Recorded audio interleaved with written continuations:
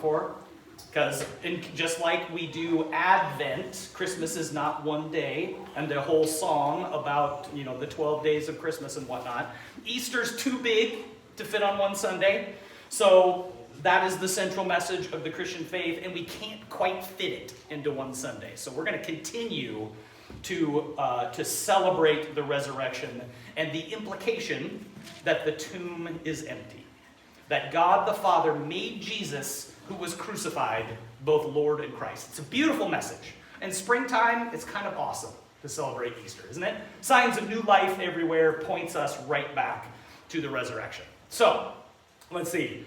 It is, what is the date today? 19th of April. I'm still adjusting to 2026, and we're 4 months in. So, where are we in time? Let's see, you guys had Gideons here last week. So that's cool. May God bless the good work of those folks doing some very cool things all over the world. That's awesome. I checked with Wilson. Sounds like the last time we checked in on the book of Philippians, Wilson was preaching through that section where Paul is rejoicing whether Christ is preached for good motives or selfish motives, right? You guys remember that? The important thing is that the good news of new life in Jesus moves forward just as it does even to this day.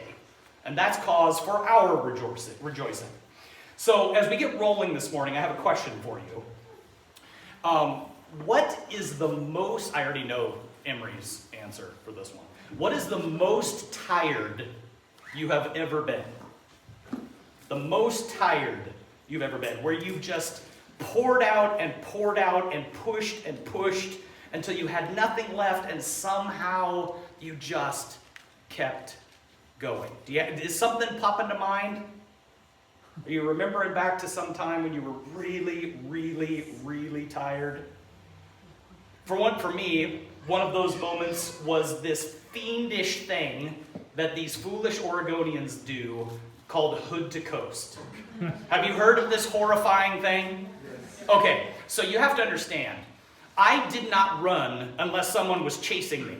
Like this was my, like I played tennis, I was a little bit athletic, but I was not a runner.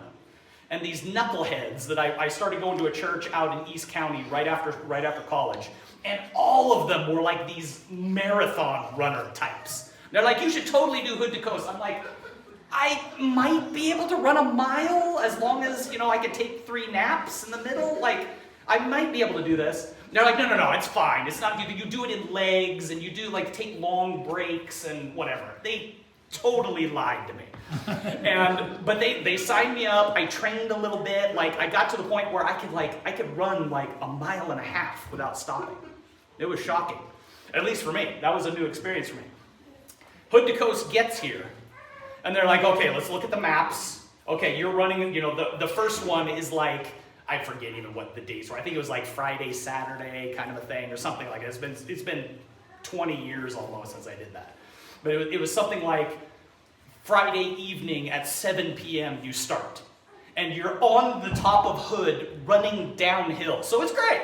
I'm like, wow, 3 miles. Woohoo! It's a beautiful evening. It's sunny, gorgeous day.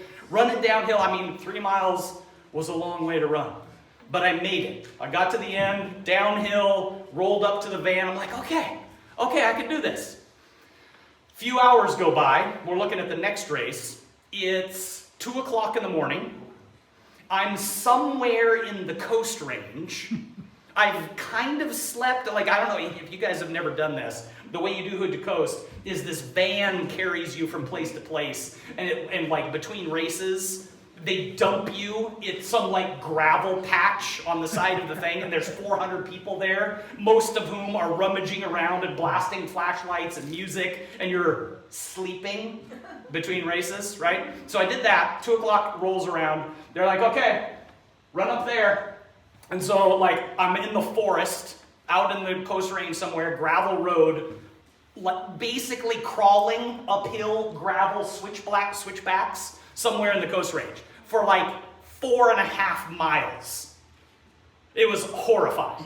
I'm going to die. No one's going to find me. There's people passing me on wheelchairs. It's not good. So this is me out in the middle of the woods. I don't know, 3:30, 4 o'clock, whatever it was when I finally finished, I'm like, my leg doesn't work. I don't know what day it is. I collapse in another one of these heaps of other resting racers. And when I woke up from my sleep, I went to the doctor's tent because I couldn't bend my leg. I'm like, my leg is, I'm sorry. You are clearly making bad choices. I'm shutting this down. That's what my leg was doing. And so I went through this whole thing, went to the doctor, and he checked me over and poked around. He was like, so here's the condition. Your tendon's really mad at you. You can technically race. It'll hurt, but you won't do any damage. I'm like, great news. That's fabulous. Okay, awesome. And so they set me down in some swampland that was 2 miles or 3 miles from the beach. That was my last leg. And so I'm doing the, dragging my leg. It was this big patch of scraped dirt behind me, rolled into wherever my finish line was. And then I don't remember anything for days after that. It just was over. And somehow I showed up in my apartment or something. That was probably the most tired I have ever been. Does anybody else have what else you got? Really tired. What do you got? Climbing Mount Hood in April of 1981 after it had snowed 14 days straight. Oh. So was it just a big soft dome at this point? Well, it went all the way up. Too. Yeah. And so we took turns. The snow was up to our hips. And Yeah. And when we got up toward the top, yeah, I had a smoker behind me. I was pulling him as well as me up to the rest of the way. Nice. Crampon, yeah. Oh yeah. Yeah. Amazing. All right, that was going to be hard to beat. Who else has got I'm really tired? Anybody? What do you got? I got a 3-day hockey tournament. So you had to fight for 3 days. Right, yeah, okay. Well, your nose is pretty straight, though. Well done. Yeah. Okay, all right. Yeah, most of your teeth. All right, good. Okay, so, really tired. Here's what the race of Hood to Coast taught me, though. I figured out, especially that weird thing with my leg, that was a really kind of a formative moment for me. This whole concept of it can hurt really bad, but your body's lying to you. You can use your leg just fine, and it's not going to cause any damage. Thanks, Doc. Appreciate that. But he was right. I ran on that thing. It didn't bend. I'm doing the thing, and it worked out just fine. I can sort of run today. So it's taught me some things about that. That's the theme of our text here this morning, though. We're back in Philippians. This keeping on when you're tired stuff. That's our text here for today. So we're going to pick this up. Wilson left off in verse 18. We'll kind of pick up the last part of verse 18. But before we read it, I want you to hear the cues in this text for how Paul is thinking and feeling. I want you to look for the why behind his message. Remember the background here. This is Philippians. This is very late in Paul's ministry. He's been traveling and preaching for many years by the time that this was written. He has run the race, and he's getting the sense that his race is near its end. His lot has not at all been easy. He's been on the run, he's been threatened, he's been chased, he's been shipwrecked, snake bit. He has been smuggled out of dark corners of a city where bands of murderers are looking to kill him. He's been beaten and whipped nearly to death, all for the sake of the gospel. This is what's in the background of Paul writing the book of Philippians. I want you to hear in these words Paul's weariness. He's in prison. He's sensing the end. He's tired. But there's also a counterforce in our text. Something that's working against the weariness. Something that's at work just out of sight, supplying what Paul needs to endure. Okay, let's read it together. Picking up last part of verse 18. He says, "Yes, and I will rejoice." Verse 19. "For I know that through your prayers and the help of the Spirit of Jesus Christ, this will turn out for my deliverance. As it is my eager expectation and hope that I will not I will not be at all ashamed, but that with full courage, now as always, Christ will be honored in my body, whether by life or by death. For me, to live is Christ, and to die is gain. If I am to live in the flesh, that means fruitful labor for me. Yet, which I shall choose, I cannot tell. I am hard pressed between the two. My desire is to depart and be with Christ, for that is far better. But to remain in the flesh is more necessary on your account. Convinced of this, I know that I will remain and continue with you all for your progress and joy in the faith, so that in me you may have ample cause to glory in Christ Jesus because of my coming to you again. Interesting text, isn't it? I love Paul's confidence, even though he's weary. This text is full of hope and joy, despite the fact that Paul, he's wiped out. I love his clear-eyed view of what he needs to sustain him. Did you catch that right at the beginning? Verse 19. What are the two things he needs to sustain him? What do you got? Christ is one. He says prayers. That's the first thing he needs. Verse 19. And then the help of the Spirit of Christ. It's a little Trinitarian trick there. Did you notice that? It's an interesting whole theology you could go. We're not going there today, but go look that up. That's interesting. But prayers and the help of the Spirit of Christ. That's what he needs. Not better food, not money, not even release from prison, though he definitely is hoping for that. And how about this? Did you catch that Paul's greatest fear? Did you catch what it was? Doing something shameful. And for him, what does shameful mean? It means shrinking back, failing to complete the very tough course that Jesus has laid out. That's what he's freaked out about. That's what he wants the prayers and the help of the Spirit to complete. He needs courage because he's desperate to remain faithful no matter how things turn out with his imprisonment. Courage means he won't do anything to bring shame to the cause of Christ. That no matter what happens to him, that Christ will be honored. And that's where we get into the subject of our meditation for today. This struggle right here is some of the most Christ-like... Oh, cool. It's upside down. That's awesome. I don't need it, so it's fine with me. But there you go. The struggle right here is some of the most Christ-like character we see anywhere in the New Testament. So here's one thing I want you to remember and notice about this text. This is some of the most Christ-like character we see anywhere in the New Testament, outside, obviously, of Jesus himself. This moment is Paul's Garden of Gethsemane. We just went through all the Easter stuff, right? So it's kind of fresh in our minds, all that business with the cross and how horrible that was. But the thing about the crucifixion narratives, I don't know if you ever kind of fall into this rut, but this is easy for me to do. The thing about the crucifixion narratives, for us ordinary Christians, is that it's hard to see ourselves in them, right?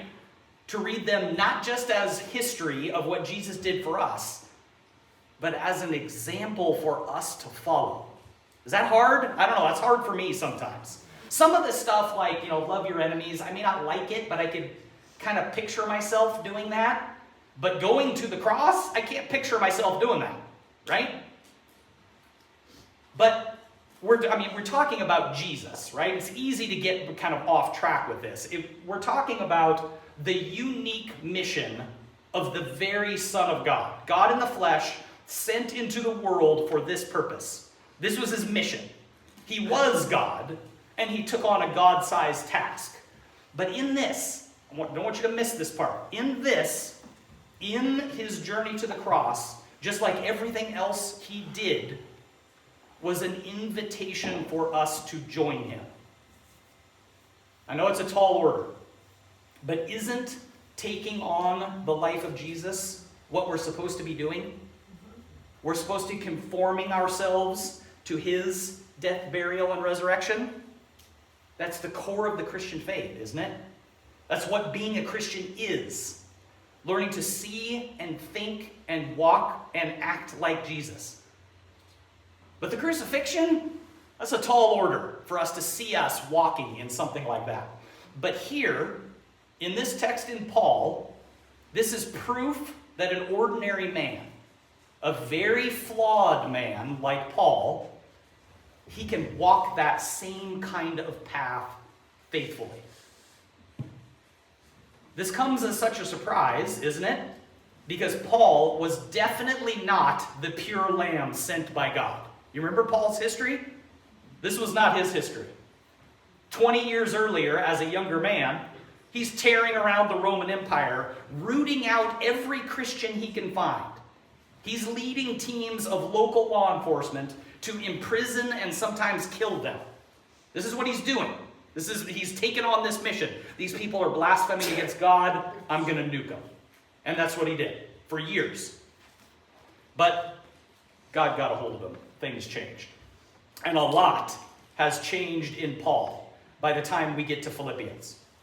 Now, Paul is facing down his unjust death. He's in prison now for many of the same reasons Jesus was in prison. Wrongfully accused, caught up in a criminal justice system that served only the rich and powerful and not the actual people involved, poorly treated, confined to the custody of Roman soldiers, tried by men who did not care to understand the truth of what was going on in Paul's life. Right? That looks a lot like the story of Jesus, doesn't it? This is his moment. He is staring down his own cross.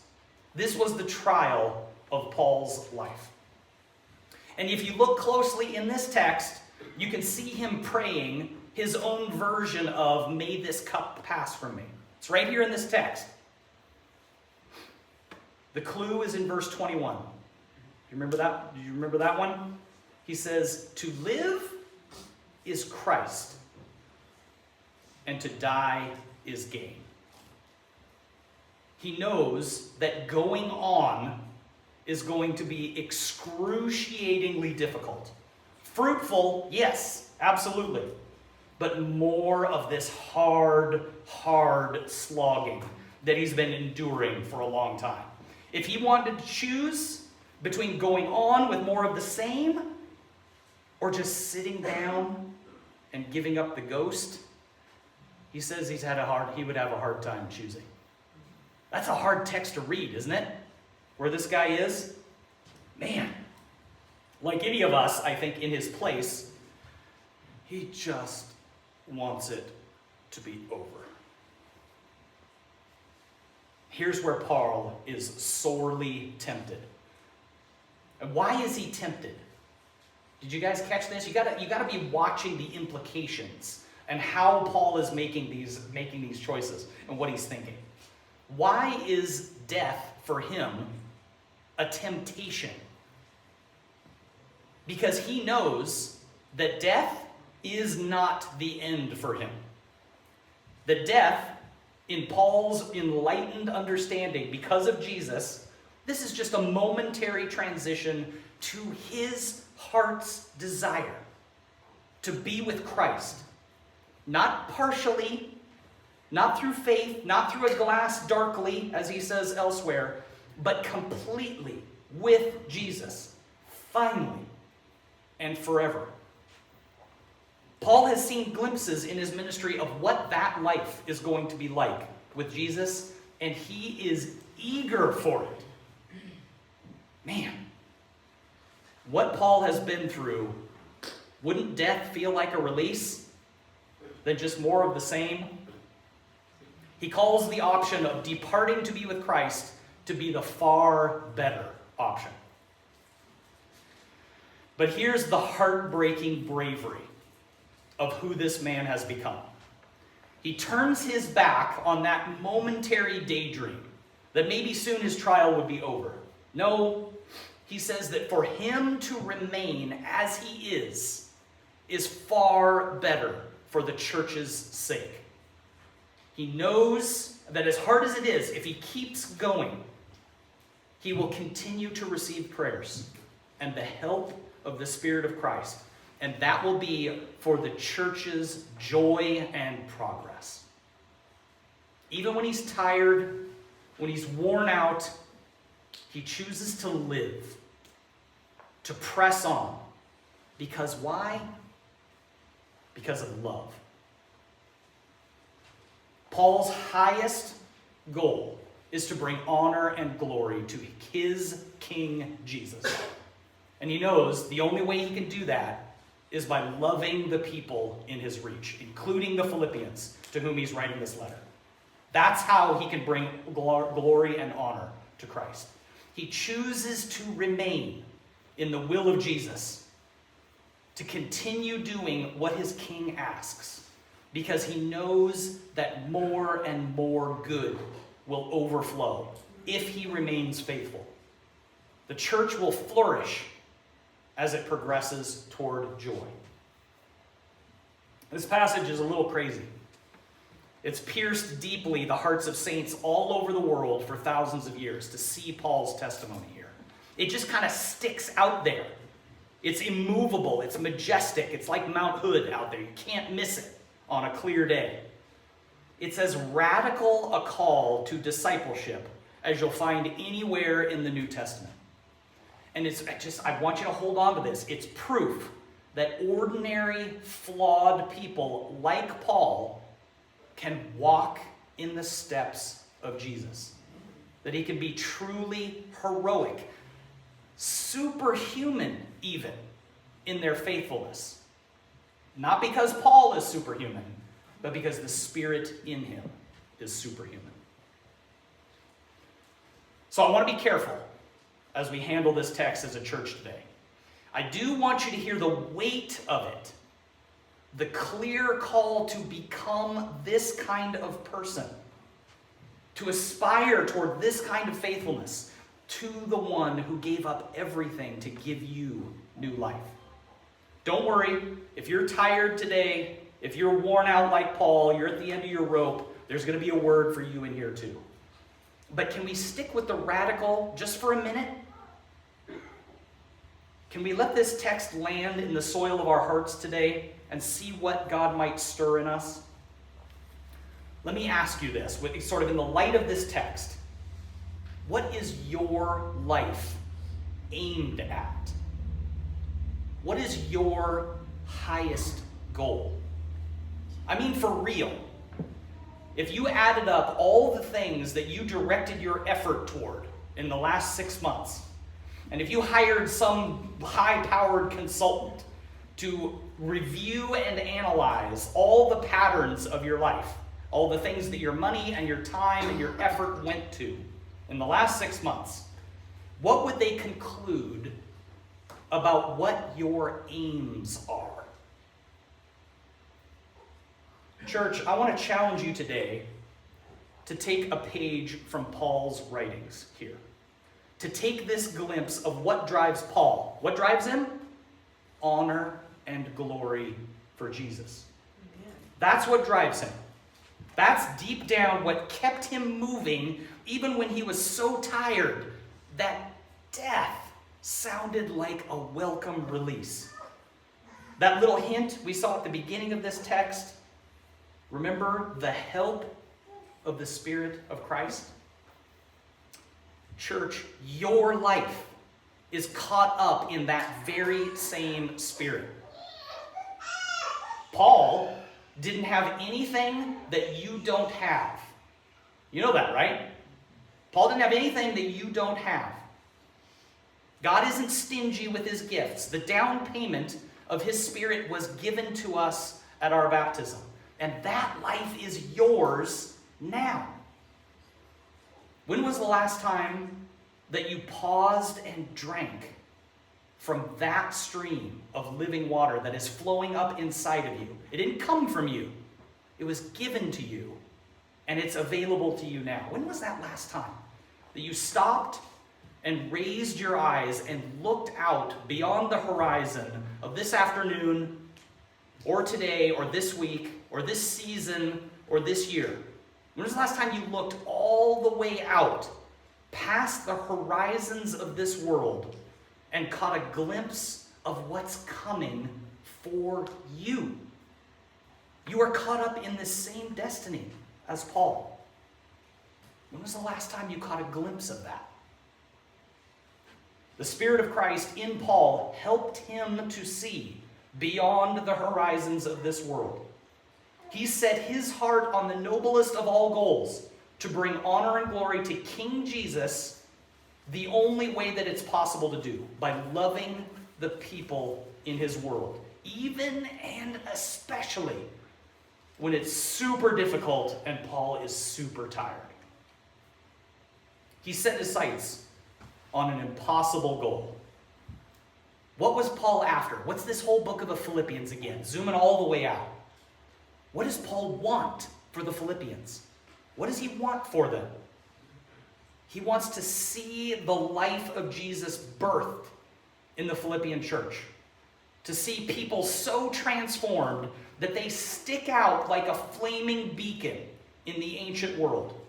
So transformed that in just a short time, they will partake in the complete and utter transformation of the Roman Empire. This is what happened, right? Go read your secular history books. It's incontrovertible. Paul pouring Jesus out into this little Roman colony out in the middle of nowhere. A small group of men and women huddled up in somebody's kitchen in ancient Philippi. And look what it did to the Roman Empire. We are still downstream of these events. This is what Paul set his sights on. They're impossible sights. But this is the aim of Paul's life. That may sound like a lot to take on. Maybe you're here today and you are feeling tired like Paul. Maybe you're in the middle of a season of super hard slogging. Maybe your health is failing. Maybe finances keep taking hits. You're just not quite sure how things are going to work out. Maybe some person that you love just keeps doing the wrong thing and it's killing you to watch them do it. We see you. Your friends and family here at this church know that it's hard. God is near to the brokenhearted, to the tired and the burned out. He hasn't abandoned you any more than he abandoned Paul when that man pushed forward one step at a time through this very dark time in his ministry. Paul knew days like the ones that you're going through. Jesus knew them too, didn't he? His strength is available to us just as it was to Paul.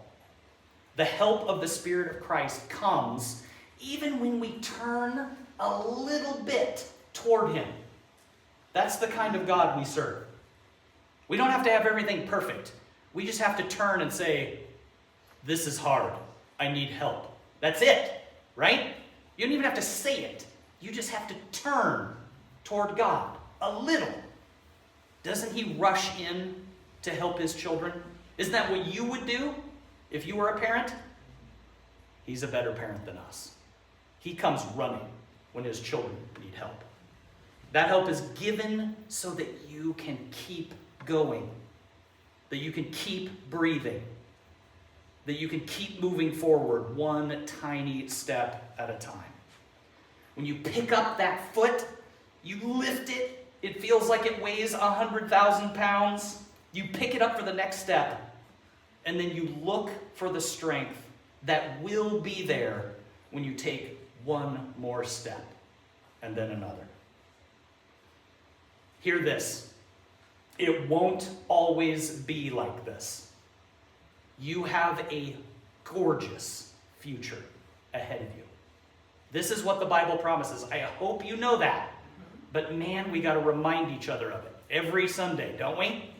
We've got a beautiful future ahead of us. It isn't just relief from the troubles we're facing now. It is so much better than that. It's more beautiful, than, as Paul says elsewhere, than anything you could ask or think. Can you come up with a pretty awesome list of wishes for your birthday? If Elon Musk had his checkbook ready and was ready to write checks for whatever you wanted, could you think of a pretty cool list of things? Well, sorry, that pales to nothing compared to what God has in store for your future. Hear it. That's the future that lies ahead for you. In the meantime, raise your sights. Look for that aim that is beyond the horizons of the world, and then figure out how you take one step now toward that. Keep going. Rest in Jesus. Call on his help. And then take another step. Keep loving the people around you. Keep loving and serving as the help of Jesus enables you. That's what love looks like. And that's what bringing glory and honor to Jesus looks like. May God bless you as you seek him this week. Would you pray?